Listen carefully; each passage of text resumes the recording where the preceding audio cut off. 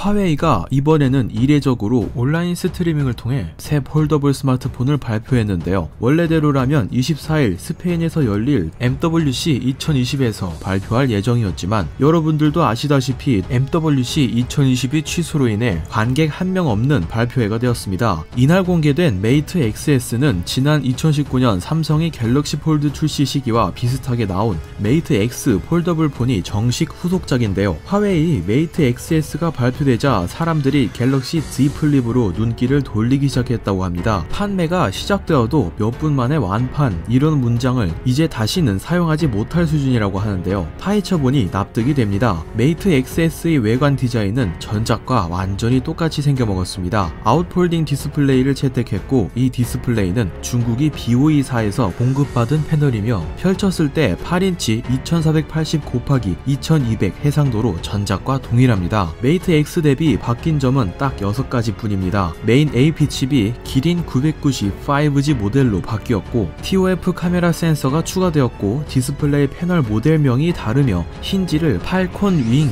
형태의 지르코늄 재질로 바꾼 것, 구글이 주요 서비스를 이용할 수 없다는 것, 마지막으로 메이트 X 대비 약 30만원 더 높아진 가격입니다. 네, 더 이상의 혁신은 없었습니다. 개선판에 불과한 폰을 2세대랍시고 내놓고 여기에 소비자 경험에 있어서는 오히려 다운그레이드, 그런데 가격은 한화 30만원가량 더 비싸졌습니다. 당연히 더 저렴하고 더 좋은 내구성과 경험을 제공하는 갤럭시 폴드와 Z 플립으로 사람들이 시선이 옮겨질 수밖에 없겠죠. 이날 스트리밍 발표 해설자였던 리처드 위 소비자 부문 CEO는 발표 시작부터 끝날 때까지 삼성이 갤럭시 폴드 1세대를 줄기차게 까내려갔습니다. 메이트 XS의 디스플레이 내구성은 매우 혁신적으로 강화되었다면서 갤럭시 폴드보다 좋다고 합니다. 메이트 XS에는 듀얼 레이어 CPI라고 부르는 개량형 패널을 사용했는데 말 그대로 CPI 필름을 한 장 더 배치하고 패널 제조 시 부품 배치 플루어를 조금 바꾸었을 뿐입니다. 이 방법으로 메이트 X의 디스플레이보다는 80% 더 튼튼해졌다고 이야기하지만 역시 팩트는 아웃폴딩 디스플레이는 인폴딩 디스플레이와는 달리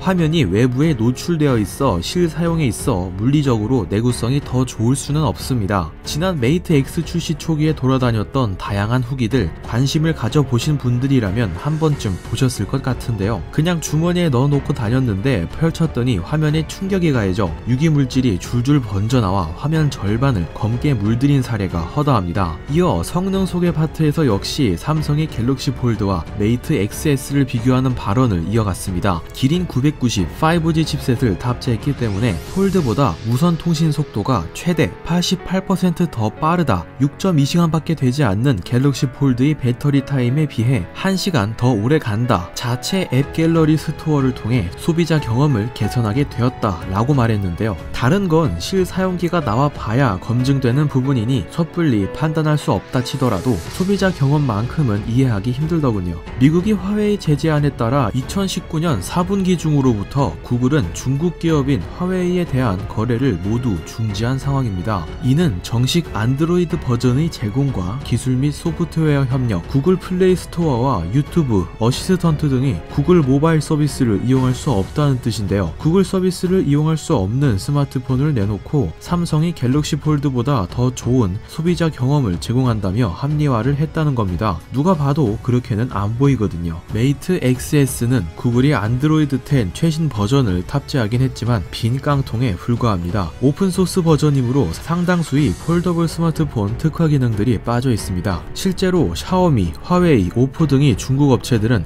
지난 2월 초 글로벌 개발자 서비스 얼라이언스, 줄여서 GDSA라는 탈구글 연합을 결성할 정도로 미국 제재의 파급력은 어마어마했습니다. 아직 그 산물은 나오지 않았으니 일단 갤럭시 스토어와 같은 자체 앱스토어 하나만을 이용해 앱 설치 서비스를 제공하겠다는 것인데요. 과연 그것이 구글 플레이 스토어를 사용할 수 있는 갤럭시 폴드를 대체할 수 있을 만한 소비자 경험을 안겨줄 수 있을지에 대한 의구심이 생기는 부분입니다. 이 자리에서 리처드 위 CEO는 구글 모바일 서비스의 부재를 어떻게든 커버하려는 모습이 역력했습니다. 구글 플레이 스토어와 함께 글로벌 3대 마켓플레이스가 될 것이라며 비전을 제시했는데요. 메이트 XS는 대부분이 해외 트래픽이 차단된 중국 내에서는 당연한 소리일지는 몰라도 글로벌 시장에서 유튜브를 못 보는 스마트폰, 구글 지도를 사용하지 못하는 스마트폰, 구글이 정식 보안 업데이트를 제공받지 못하는 안드로이드 스마트폰이라는 타이틀은 뗄래야 뗄 수 없을 것 같습니다.